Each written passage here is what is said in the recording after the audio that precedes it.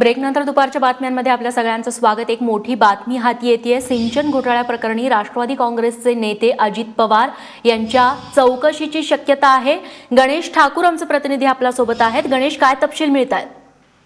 रेश्मा, या प्रकरणामध्ये आधी अँटी करप्शन ब्युरो यांच्याकडनं तपास करण्यात आला। 2 FIR अँटी करप्शन ब्युरोकडनं सिंचन घोटाळ्यामध्ये, त्यामध्ये बाळगंगा धरण त्याचबरोबर काळू धरण यामध्ये 2 FIR घेण्यात आले होती। यामध्ये काही लोकांना अटकही करण्यात आलं होतं, प्रायव्हेट लोकांना आणि सरकारी अधिकाऱ्यांना, आणि चार्जशीटही फाईल करण्यात आली होती। पण त्यामध्ये चार्जशीट फाईल करताना अँटी करप्शन ब्युरोने स्पष्ट केलं होतं की अजित पवार यांना अद्याप क्लीन चिट नाहीये, त्यांचा role anti corruption bureau probe करते।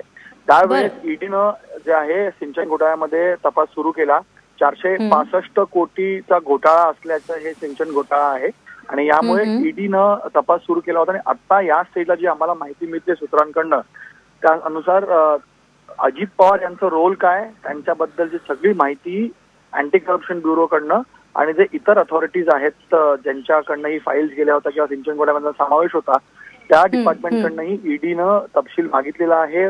फाईल, चार्जशीट आणि इतर डॉक्युमेंट्स मागितले आहेत, कारण काही पुरावे राज प्रमोटर्स आणि सिव्हिल इंजिनियर्स ह्या 2 कंपनी ज्यांचा रोल काळू धरण बनवण्यामध्ये आणि बाळगंगा धरण बनवण्यामध्ये होता, ज्यांच्यावर आरोप आहेत, यांच्यामध्ये कुठे ना कुठेतरी अजित पवारचा रोल आहे, त्यांचा समावेश आहे, अशी माहिती मिळाली। त्याला प्रूव्ह करण्यासाठी, पुरावे घेण्यासाठी आता ईडी पूर्ण तपास पुढे नेते। अँटी करप्शन ब्युरोला त्यांनी जे आहे त्यांच्याकडनं माहिती मागितली आहे। पण गणेश, याच्यामुळे अजित पवार यांच्या अडचणी किती वाढू शकतात आणि कधीपर्यंत त्यांना चौकशीसाठी बोलवलं जाऊ शकतं? जी सूत्रांकडनं माहिती मिळते त्यानुसार लगेच त्यांना चौकशीसाठी बोलवण्यात येऊ शकतं। ईडीने आपली तयारी केली आहे, काही प्रश्नांची उत्तरं त्यांच्याकडनं जाणून घ्यायची आहेत म्हणून ईडीनं ते प्रश्नही बनवले आहेत। या आठवड्यात किंवा यापुढे काही दिवसांमध्ये ही कारवाई ईडीकडनं होऊ शकते। आणि त्याचबरोबर इतर जे संबंधित लोक आहेत या कंपनीचे, ज्यांचे संबंध अजित पवारांशी आहेत, त्यांच्याकडनं ईडीनं चौकशी सुरू केली आहे अशी आम्हाला सूत्रांनी माहिती दिली आहे। म्हणून येणारे दिवस अजित पवारांसाठी निश्चित अडचणीचे असतील असं आपण म्हणू शकतो। आणि ईडी पूर्णतः आता पाऊल पुढे घेऊन सिंचन घोटाळ्यामध्ये 465 कोटीचा घोटाळा जो आहे त्यामध्ये कारवाई करण्याची जी आहे त्यांनी आता पूर्णतः तयारी दर्शवलेली आहे।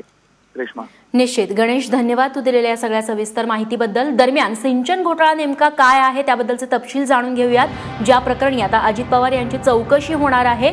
अजित पवार, सुनील तटकरे यांच्या काळामध्ये 70,000 कोटींचा सिंचन घोटाळा झाल्याचा आरोप आहे।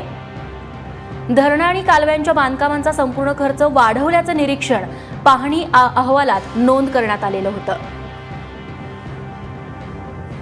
13 वर्षात अवघं 0.1% सिंचन झाल्याचं पाहणी अहवालात नमूद करण्यात आलं होतं, जे अत्यंत धक्कादायक होतं।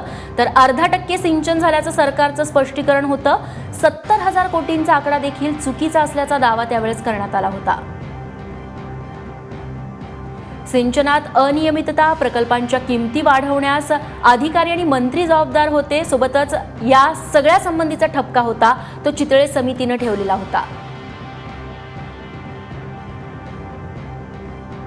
आणि याच सिंचन घोटाळ्या प्रकरणी आता अजित पवार अडचणीत आलेले आहेत, त्यांची चौकशी होऊ शकते। सिंचन घोटाळ्या प्रकरणी आता ईडीनं कागदपत्र मागवलेली आहेत ACB कडून।